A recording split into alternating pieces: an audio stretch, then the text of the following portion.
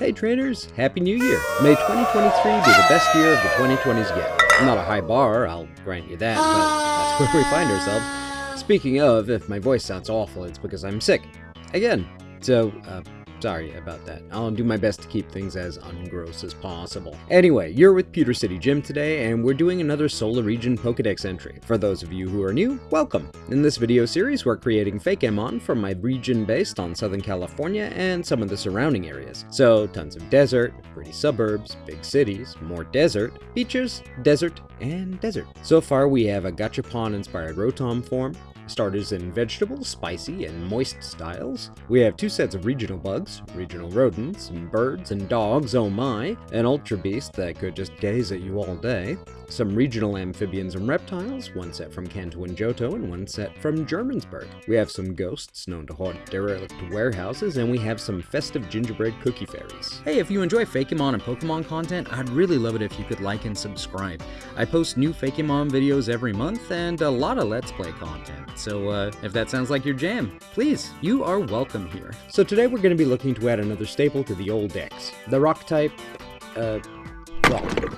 These guys come in a couple of different ways, but we're mostly going to be emulating Geodude and Roggenrola here with a 3-stage rock type that starts small and kind of cute before growing larger and then larger again once traded. Yeah, it's a trade evolution, though I at least try to tie that into some kind of lore. In general, rock types fall into two sorts of camps. There's rock types who are primarily rocks and stones but are alive and therefore Pokemon. They may be shaped like things that aren't rocks, Solrock, Lunatone, and Minior, for example, though I guess in Lunatone's case, moons are made out of rocks, so, Oh, and then there are animals that have rockish qualities or use rocks to augment their own inherent defense. Rhyhorn, Onyx, Anorith, well, almost all of the fossils, actually.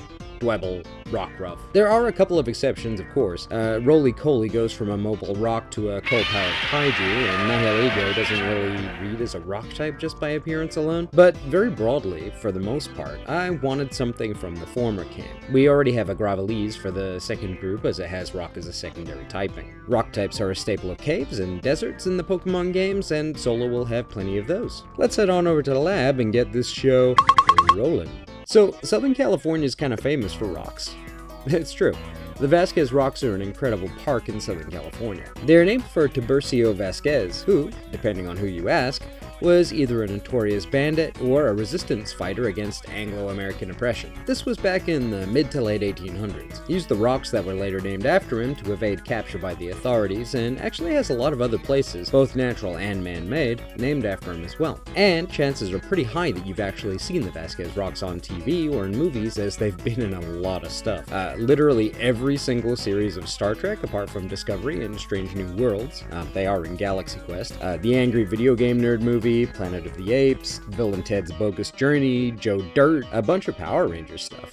Like, if you need a weird, otherworldly, desertish kind of a place to film a thing, you're probably going to the Vasquez Rocks. We also have a pretty cool state mineral, benitoite. You have these beautiful deep blue-purple gems that form out of this white and gray crust. It's really striking, honestly.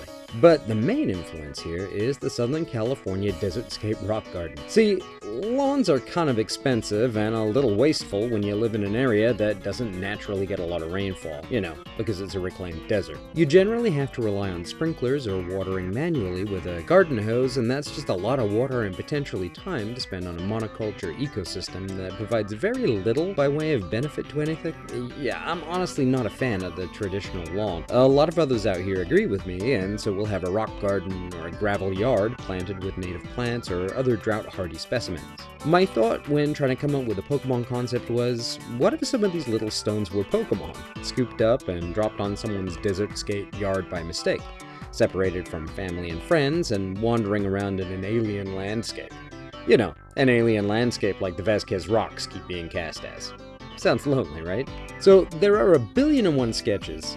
I'm not going to show them all, but I think it's kind of important to show my process a little more with very simple character designs. Honestly, the simple ones are the hardest to get right because every detail, because there's so few of them, has to count for something. I added a leaf to the design for a couple of reasons. The idea of this lonely little tiny rock creature trying to wave a signal to others of its kind just kind of struck a chord with me. Like it's got a little flag trying to get someone's attention. Hey, I'm down here, hello! The leaf itself is a redwood leaf, or frond, or whatever you want to call it. California State Tree coupled with something loosely based around California State Gem. Also, you know Endor? Home of the Ewoks? Yeah, it was shot in Redwood Park in Humboldt County, Northern California, as was some of Jurassic Park The Lost World. So between that and the Vasquez Rocks, we've got some of the most notable filming locations in all of sci-fi covered. It worked really nicely, and the colors worked together nicely too. Usually I take colors from official Pokemon art to keep my palettes balanced and official looking, but I decided to try for something a little different this time. I used colors from photographs of my influences, except for the interior of the mouths. Let me know in the comments if you think that this worked out better or worse. Despite these being Fakemon, I do try and keep them looking as official as I can, so yeah. Something a little different this time around. If the general consensus is that it's not as good, I'll recolor them. Essentially, we wound up with a much higher contrast ratio between shadows and highlights than I'd generally get, and I don't hate it, honestly. Anyway, here we have Stonely, the Pebble Pokemon. Stonely, who wander away from their family group, are often scooped up with gravel bound for people's yards. They are used to being around others of their kind, so will cry until presented with some form of companionship. Here are your base stats and moves. Just like any standard rock type, its defenses and HP are a little on the higher side, as is its physical attack, with special attack and speed suffering. Can't have it all, little fella. Stonely? Portmanteau of Stone and Lonely. Simple. Next up, we need to evolve this little rock monster.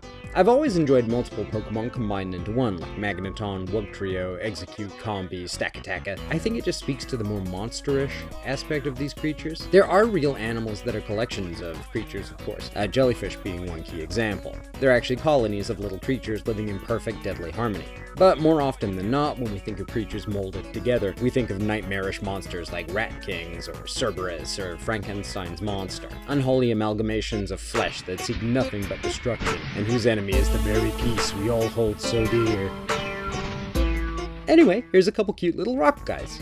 Aw, rock friends. They've grown in size a bit as they've grown in confidence and strength just by sheer virtue of having found one another. Colors have separated out so that each member of the team has its own shade, almost like they swapped minerals when they joined up. And how about we just turn those frowns upside down, huh? The little leaf they were waving has, however, become a branch. Almost like whatever greenery they'd snatched up grabbed some stray evolutionary energy like slurping up water from a vase. Maybe it was those salty tears Stonely was crying that moistened this foliage enough that it's grown. Who knows? Just like I enjoy Pokemon made of multiple monsters, I also like Pokemon that have elements of another type without necessarily changing their own type. Like, Farfetch'd doesn't become a grass type because it's holding a leek, neither does Surfetch'd. Sandcloak Wormadam doesn't become a rock type because it clearly has stones in its cloak. Meowth doesn't become a steel type because it has a metal coin on its...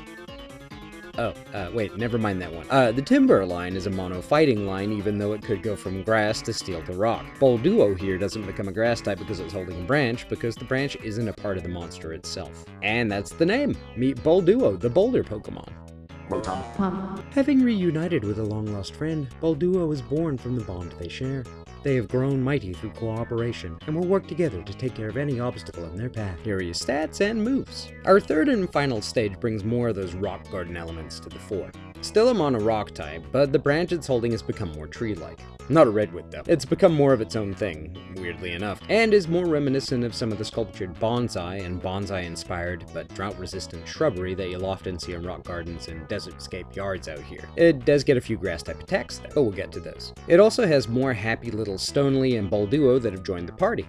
It's a trait evolution, so will only evolve if your Bolduo is traded for another Bolduo while both are holding a hard stone. This Pokemon has an ability to alter its mineral composition and take on more minerals as it needs to, resulting in each part of this monster taking on its favored rock color. For the sake of contrast, I made the smaller individuals the same dark brown as the hands and feet of the evolutionary line, and I imagine them performing similar functions. These are the ones that will eventually wander away from the group and find themselves lost in the gravel pits they often call home. And here we have Rock Colony, the rockery Pokemon.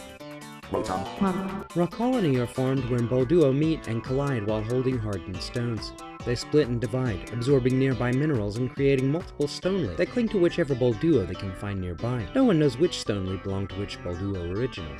Here are your stats and moves. So we have Woodhammer in there because... how would we not? If you suddenly have a tree at your disposal, why wouldn't you clobber someone with it? I also incorporated some of the newer moves from Generation 9 in Stonely's Level Up moveset because, well, a lot of the new moves are really cool. In terms of ability, you've got Sturdy. This makes it impossible to nail Stonely with a one-hit KO, leaving it with just 1 HP instead. Its hidden ability is Sandstream, which summons a sandstorm for 5 turns upon entering battle. Here are your shinies. And here's the egg. Being as this is a regional rock type, you'd find it in caves, in deserts, and, because it's often scooped up with gravel that many people have in their yards in Solah, you'd find it in cities and towns too. Plenty of opportunity to snag one for your team. Or wallop on him for those defense EVs, I guess. Well, that's all from me this month, folks. Thanks so much for stopping by, it's super appreciated. Next time, we're going to be taking on the seafood course of this region. Hope to see you there.